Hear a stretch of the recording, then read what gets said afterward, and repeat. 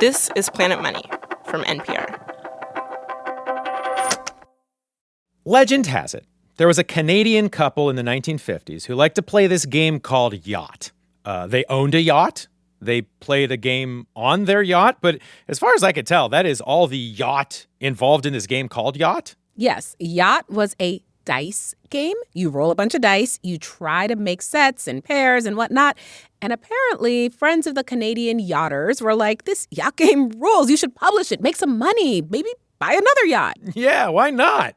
And so the unnamed Canadian sold the game idea to a game entrepreneur who then made the very wise decision to not sell the game as Yacht.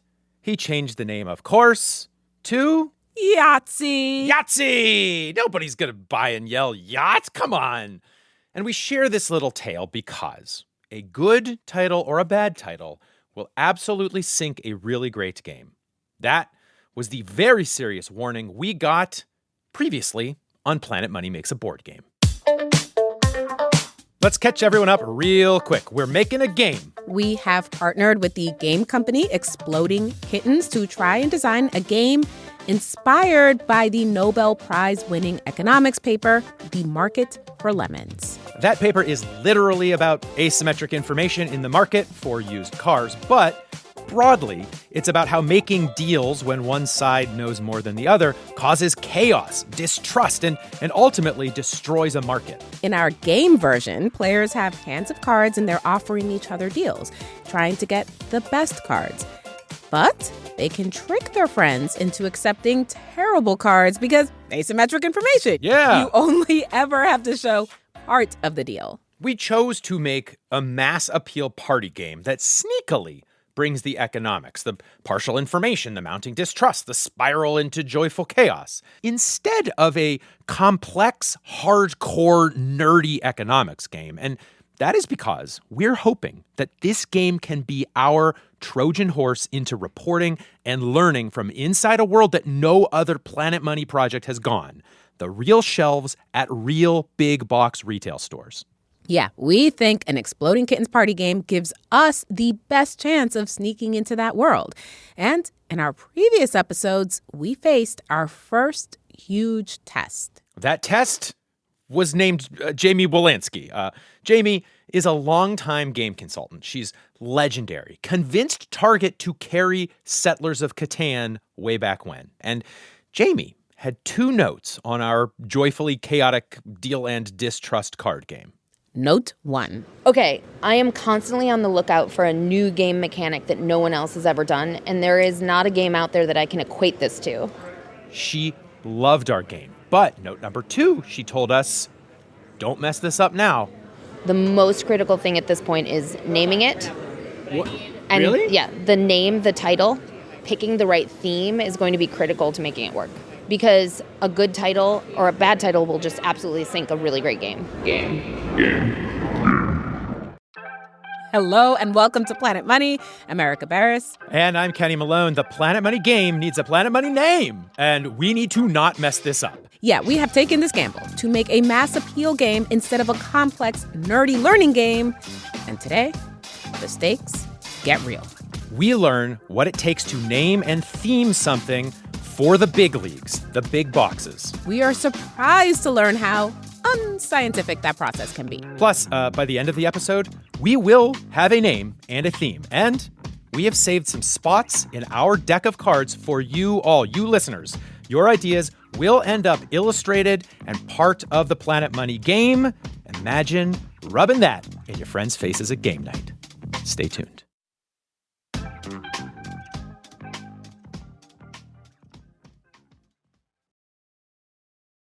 Okay, we are on a mission to use the Planet Money game to crack open next-tier access to the world of big box retail. Imagine getting inside the real Shark Tank rooms where a single pitch could result in the shipping containers full of game orders. But the problem was, what really was the Planet Money game?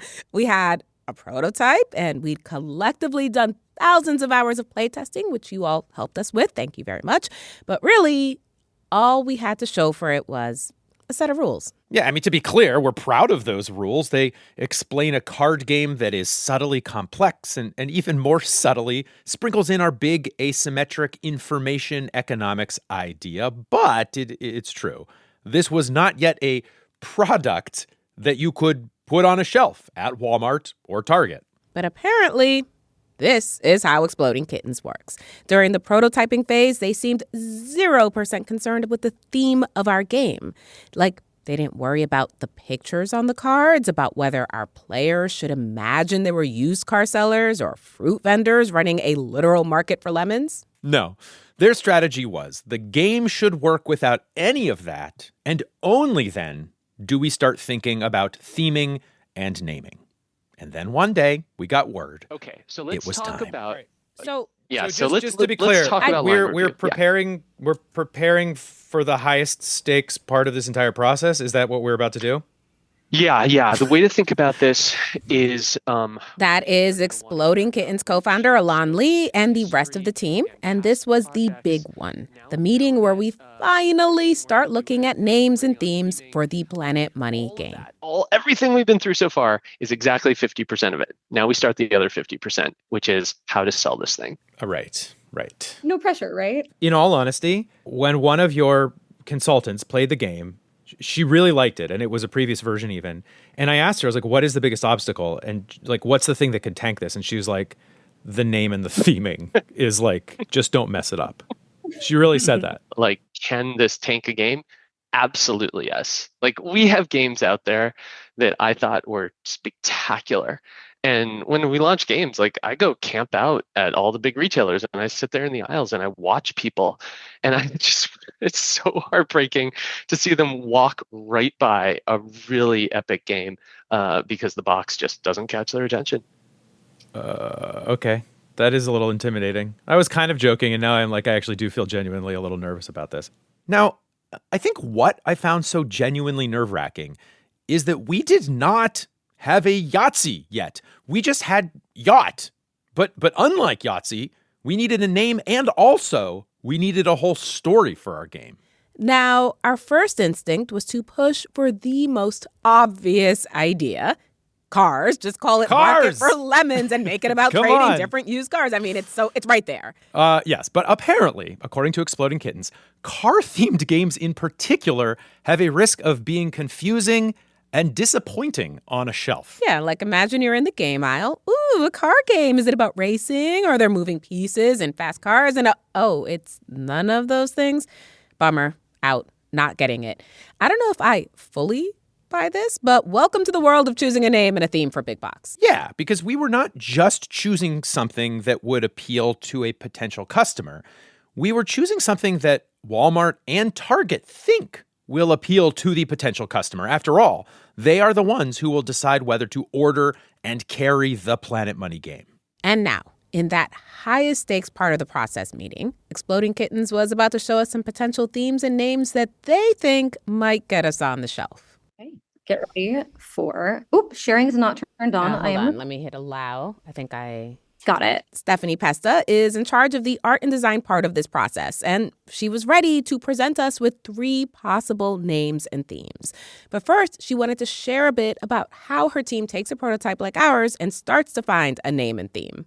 So the way the art team works is we'll play the game to get a general understanding of the emotions you feel as you go through the core gameplay mechanics.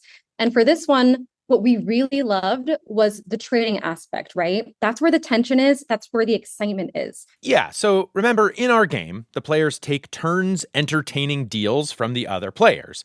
That deal might include great cards, or terrible cards, or mediocre cards, or all of those things. But because you only have to show one of the cards, it turns the straightforward market into a chaos pit of distrust and betrayal and often shouting. I feel like we've shouted at each other a bit. A little. And we really wanted to jump off of that feeling, those cards, and the excitement of trading something that could be really funny, but also really exciting to have. So we thought about people who trade a lot, and we're like, oh my gosh, sports trading. Sports trading. You could imagine each of our players is a sports agent or a team trading and acquiring good and bad athletes. Okay, cool. But part of the Exploding Kittens process, Stephanie says, is then to ask, What is the less on-the-nose version? Funnier, more whimsical, because that may help the game stand out on a big box shelf. Okay, instead of athletes, what if it's misfit mascots? And the goal of the game is that you're trading different mascots and you want to like build this ultimate dream team. Stephanie pulls up a screen showing that the art department has invented and illustrated very silly mascots for all kinds of products. King Ketchup, Liverwurst Lad, Jolly Roger, Mop Top. And that is how they arrived at theme and name number 1, Misfit Mascots. Great. Okay, take 2. Okay.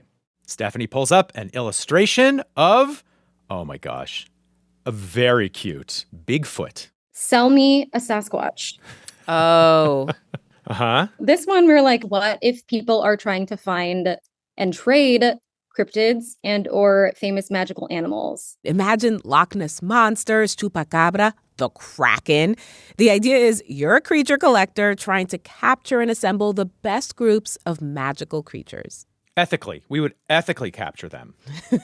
No cages. I did feel magically transported to being a little kid who loves Sasquatch, I will admit. They were adorable. But okay.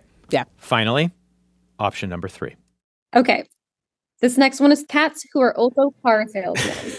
Cats who are also car salesmen. Now, to be clear, not cars, because we talked about car problem. The imagery here is cats in suits. And they are, in fact, doing all kinds of jobs, to be clear, these cats. The goal is to be the best salesman. Characters can be stock traders, car salesmen, street vendors, and other famous deal traders. But imagine it's cats instead of people. Exploding Kittens. Let's bring animals into it. It is dawning on us that we clearly have entered, I guess we'll call it the art of game selling. Like, will cats in suits sell better than ketchup bottles with crowns? But we have no idea. How are we supposed to know this? Yeah, this is really the explorational phase. So right now, this part of the process is a lot of like seeing what sticks. Like this one feels right. This one will really, really, really work in retail. We're kind of looking to capture that feeling. What feels right? What sticks? These are not metrics that work with our econ data brains. It's like when someone tries to give you a recipe and they just say, oh, you'll know when it's done. Like, no, tell me how long and at what temperature and what order the things go in. Yes, that is maddening. I do hate that. But Exploding Kittens say this is the method that works for them. It's better, they say, for them than like a formal corporate focus group situation where you might drown in too much data. Sounds like a good problem to me. But apparently their process is to now just let these 3 ideas sit and see if anything ends up like one of those earworm songs that you just cannot stop thinking about. And that's it. That is pretty much where we left the meeting. Thank you for all the work you've put into this. I'm so excited to see more. And our reactions are, if we're not giving you the reactions you want, it's just because we don't know what we're doing. No, it's fun. This is Awesome. great. Thank you. Thank you. So trust the process, I guess. Trust the process. Trust the process. I don't know about you, Erika, but I, for one, was not prepared for all of this trust your gut, go on instinct business on what we had been told was possibly the most important decision we had to make. Jamie, great to see you again. It's been a long time. I know. Good to see you too. You may remember game consultant Jamie Wilansky. She's a person who months earlier played a prototype of our game. She told us we've got something here, but she gave us that dire warning. Do you remember what you told us at the very end of our Yes, conversation? I remember saying that the title and the theme are going to matter. You said, quote, picking the right theme is going to be critical to making it work. Heavy words. Strong words. Jamie Wilansky is the big box retail whisperer, and that is why Exploding Kittens hires her to help get their games into big box stores. In fact, she was visiting Exploding Kittens' office in Los Angeles when we called her up to talk about name and theme. I mean, the most obvious question is, why does it matter? Like, if we have a killer game, why do the theme and the name matter so much? Well, you're competing against hundreds of other games on the shelf. And when a guest or a customer comes up to the shelf to choose a game to play at that game night, you have literally 3 seconds to get that person to decide to pick up that box, flip it over, learn a little bit more about it, and take it home. Is 3 seconds like a science? Like, have you done research on this? You know, there's 3 seconds. Yeah, that was pretty precise, Jamie. Well, I think we all say this, and maybe I'm giving away the keys to the castle, but in retail, we say we have 3 feet and 3 seconds to make a consumer purchase. You're 3 feet away from the product, and you have 3 seconds to make that person decide to pick it up, learn more about it, or decide to just blindly buy it. So for Jamie, the question of theming and design and title is all about that 3 feet and 3 seconds. When you get close, does our game very quickly pique the customer's curiosity somehow?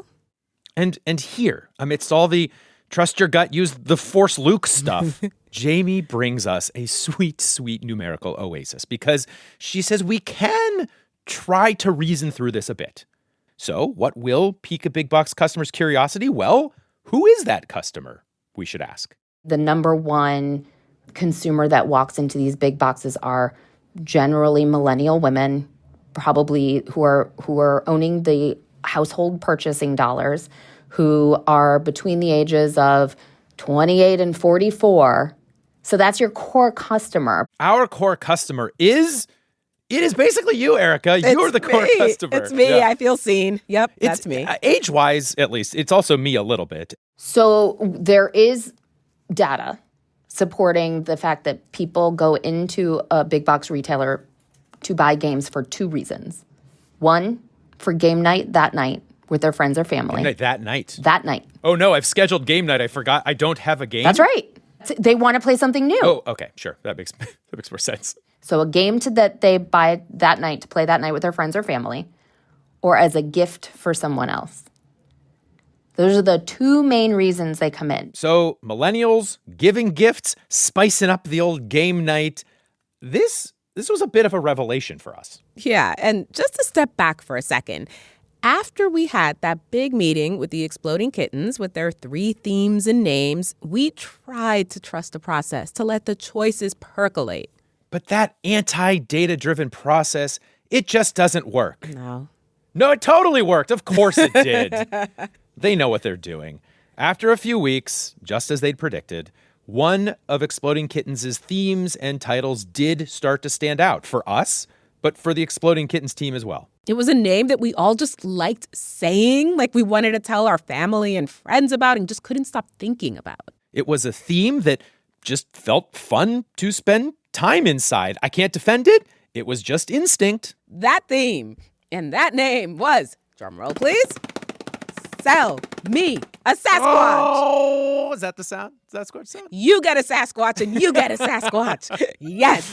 Sell me a Sasquatch. We loved it. I don't know what to say. And until we talked to Jamie, it had not occurred to me there was something else special about Sell Me a Sasquatch, because unlike the theme that was funny mascots or the one where cats had jobs or whatever, there was something about Sell Me a Sasquatch I hadn't quite been able to put my finger on. Oh, yes, that was it. Sell Me a Sasquatch was hitting me right in the old X-Files. Ah, yes, the breakout TV show about paranormal things viewed by tens of millions of people back in the 90s. And you suspect what? Bigfoot? Scully, it'll be a nice trip to the forest. Sell Me a Sasquatch, a game where you spend an evening with family and mysterious creatures. That was surgical nostalgia, right to my elder millennial heart, to Sunday evening with Dad safely watching spooky X-Files stories. Or maybe you were one of the millions of 80s kids traumatized by NBC's Unsolved Mysteries. Is Bigfoot real? An elaborate, ongoing hoax. We wanted to believe in the 80s and 90s. And look, maybe we're just grasping for logic inside this wild Exploding Kittens process, but if the core customers walking into Big Box are millennials, we could do worse than picking a theme and a name that might cut to their 80s and 90s hearts. It all comes down to 3 feet and 3 seconds inside a store, a gut reaction to a name and a theme. So, what would Jamie's gut reaction be to ours? Okay, so here's what we and Exploding Kittens are thinking. Erika? It's going to be called Sell Me a Sasquatch. Sell Me a Sasquatch. Yeah. Okay. Listening back, it does sound a little like Jamie hates this idea, but her face does not say that. She seems unsure, not hateful, just like, let me process this. She's a thinker. Let me do this again. Sell me a Sasquatch. Sell me a Sasquatch. Is it cute? We don't know how cute it is yet, do we? Of course. Cute. It's very cute. Yeah. It's very cute. Yes. In fact, Exploding Kittens had mocked up some cover art. So picture a vending machine, and jammed inside, pressed up against the glass, is a very sweet, very cute Sasquatch. Yes. A cute Sasquatch ready to be sold. Yeah. And I would say Sasquatch, Bigfoot, Yeti, whatever we want to call that old buddy, is trending and super hot right now. That's what we're hoping. So that's what I we're actually thinking. love that. I think you're right on the money with the trend here. Obviously, Jamie would know that kind of thing better than we do. But I will say, if you squint at Google Trends for Sasquatch, it kind of looks like searches have been on the rise over the last half dozen years. And if I may add one hard data point, my nephew is very into Sasquatch gifts for Christmas, and I do consider him a 5-year-old trendsetter. Yeah, sure. Yeah. Sell me a Sasquatch. Yeah. It has a good rhythm. Yeah. Okay. So on a scale of sure thing to don't call it that, where are you on Sell Me a Sasquatch? Home run. I'm probably at a 9 on this one. Whoa! Can we add a fairy in there? I do feel like there's a fairy. Off mic there, you can hear Kelly Vopalek from Exploding Kittens weigh in. In fact, there is a fairy in the game. That's right. See, okay, guys, nailed it. Just went to a 10 out of 10. Whoa! I mean, look, I won't pretend to fully understand it, but Jamie knows what the people want, or more importantly, what Big Box wants, I guess. This is really great. This is great. We were feeling about as good as we could possibly feel about cracking our name and our theme and turning our yacht into a Yahtzee. And that is when... So let's talk about what we all kind of agreed on a few months ago, which was Sell Me a Sasquatch. Ilan Lee and Thor Ritz from Exploding Kittens called another meeting. I still really love that name and that theme. Uh-oh. We ran into a problem with mostly with the international teams. Yeah. What? They don't know what a Sasquatch is. Hold on. Yeah. Hold on. Yeah. They don't have Sasquatches in Europe. They do not have Sasquatches in Europe, he says. How much? Go ahead, how Erika. much of our what are we expecting the international audience to buy? Yeah. It's typically about 20% of sales. That's not okay. insane. All right. Okay. Oh. No, that's not nothing. Are you sure they don't know about the Yeti? I mean, I'm not sure they don't know about the Yeti, but Sell Me a Yeti didn't roll off as well. Well, yes, you have to be creative. But what about yeet me a Yeti? Throw me a Yeti? They probably don't know about yeet. Yeah, I think you've introduced a whole new problem. So it doesn't matter that the Loch Ness Monster would be known or whatever. It's because we were so heavy on the title Sasquatch that was going to tank the whole thing. Yeah, because we would have to either translate the word Sasquatch to something else, and then suddenly the game doesn't have the right name, or we'd have to leave that in English and just let people scratch their heads and say, I don't know what that word is, I can't pronounce it, it's very, very difficult, and I'm going to move on to the next game. After the break, we are miserable. But it gets better, and how you can get your idea into the Planet Money game.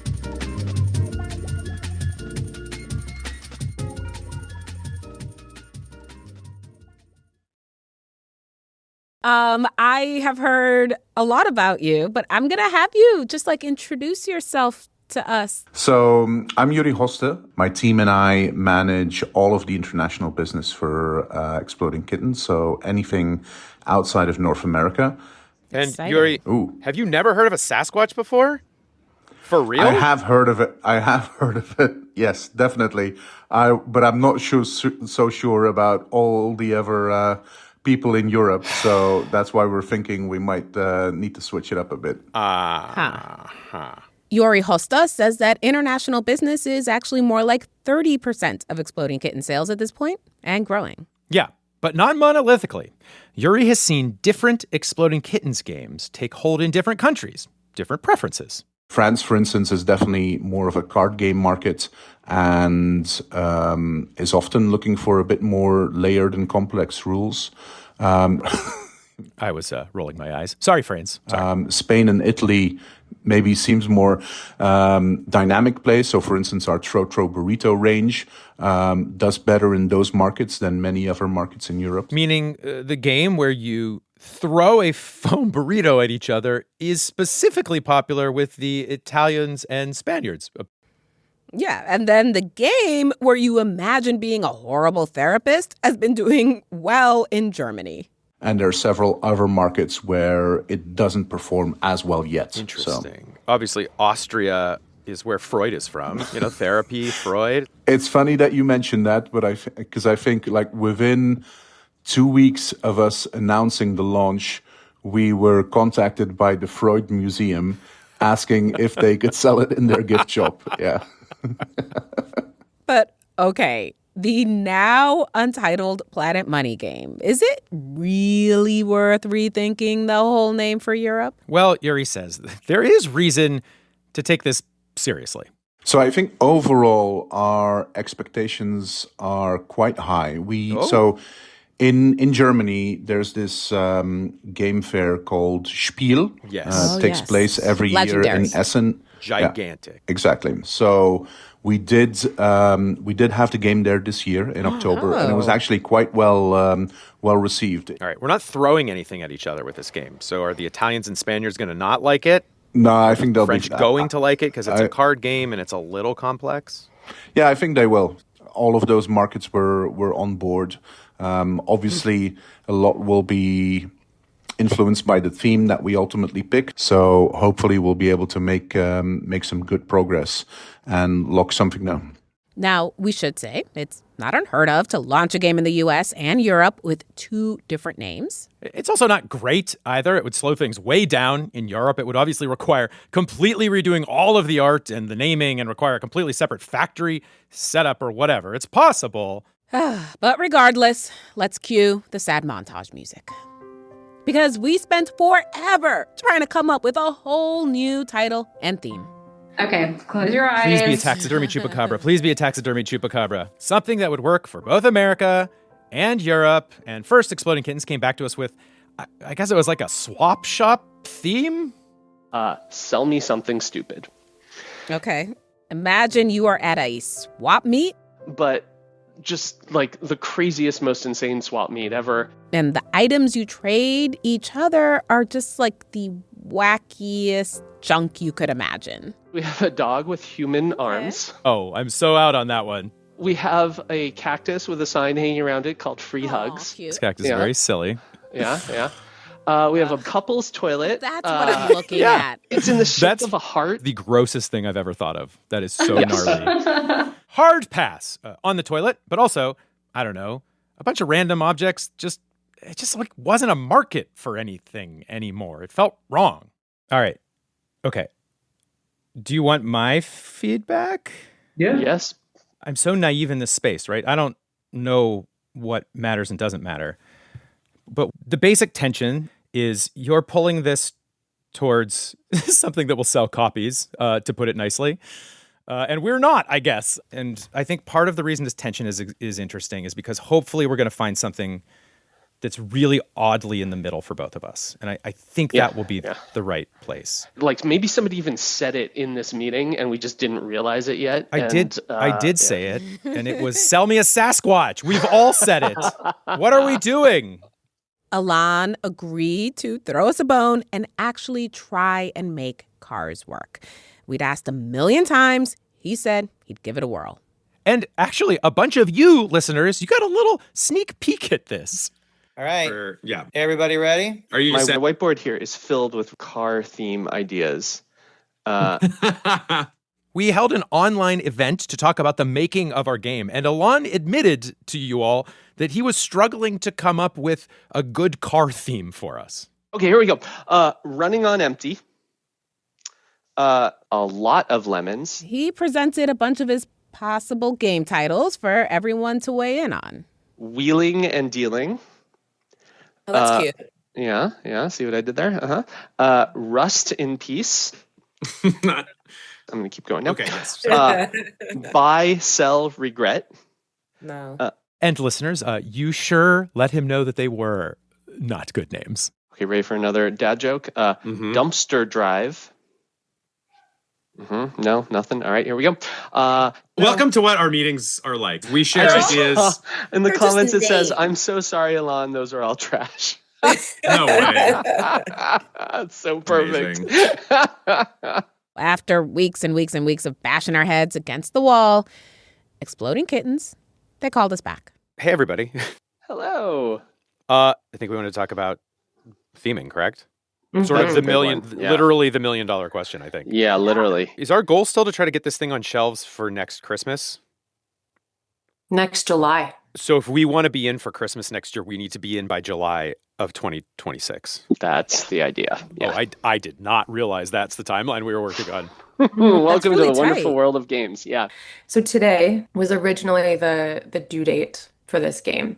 We would love to walk out of this meeting all holding hands and agreeing on a theme and a title.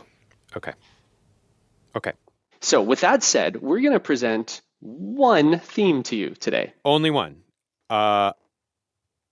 Okay. Should So just to be clear, you're saying you want us to say yes to the one thing you're about to present. And if we don't, we run the risk of starting to fall even further behind schedule and miss Christmas next year. No pressure. Okay. Yeah, no. Okay. Let's just see what this is. All right. Steph, I assume the next slide gives everything away? Yep. My heart is genuinely thumping out of my chest because of how nervous I am that we may not. Okay. Well, go ahead, Steph, hit the button. Okay. What? Yes! How did we end up here? I Do know. we not care about the European market? Is that what's going on? So, so here we have Sell Me a Sasquatch. Yes. And yeah, so here's what we did.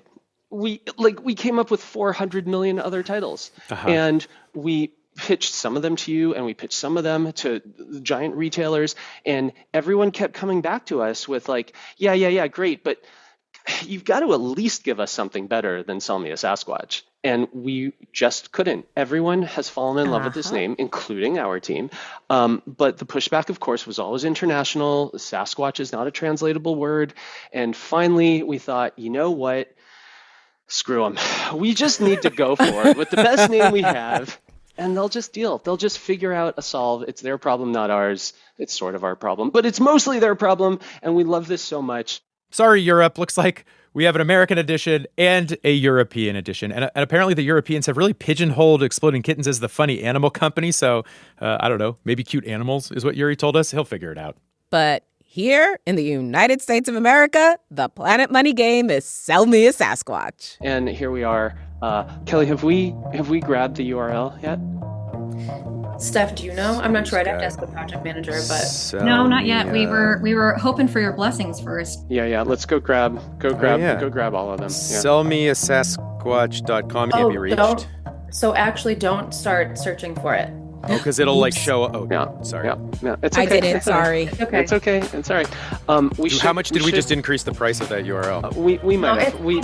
It won't be bad. If you want me to grab Eat Me a Yeti, I'll happily do that too. Yes, please. Yes, Just in please. case the international market loves So it. yeah, grab that. That's gold.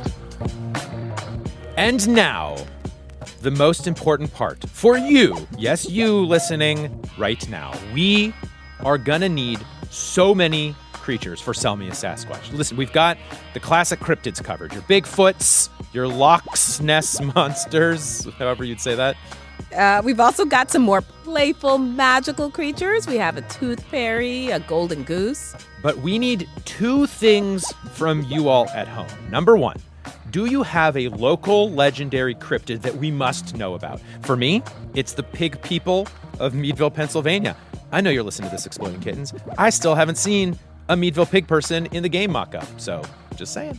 But also, we need creative ideas that fit into the Planet Money wheelhouse, like invented creatures with an economics twist. So Toxie, the toxic asset, a literal black swan, a sad, very slow deer, stagflation. Tough to beat stagflation.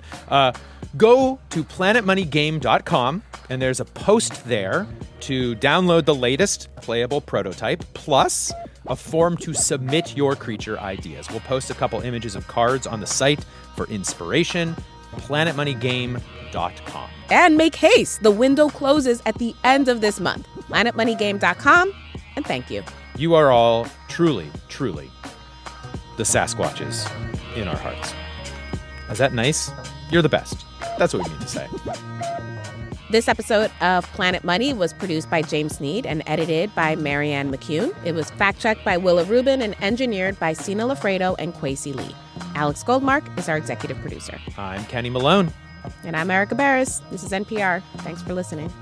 Hey, Erika, do you mind, would you sell me that Sasquatch over there in your hand? I've got one here, but I don't know if I'm ready to give it up.